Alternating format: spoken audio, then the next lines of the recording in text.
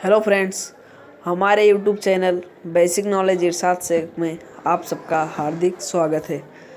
चलिए दोस्तों, हम वीडियो शुरू करते हैं। वीडियो शुरू करने से पहले आप अभी तक हमारे चैनल को सब्सक्राइब नहीं किए हैं तो सब्सक्राइब कर लें और बेल आइकन को दबाना ना भूलें। तो चलिए दोस्तों, हम वीडियो शुरू करते हैं। हमें व्हाट्सएप में जाना है।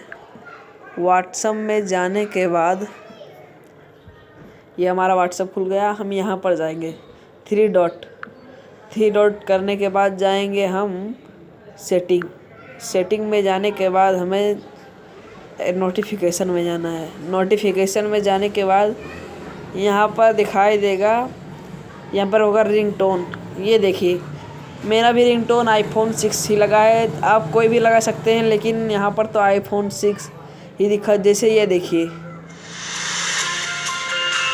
बहुत सा होता है। ये देखिए, ये हमारा सेट हो गया। देखिए, सेट हो गया। आप कोई भी इसमें से चूज कर सकते हैं। ये हमारा यहाँ पर ये आ गया आईफोन 6। ये सेट हो गया हमारा। Thanks for watching friends.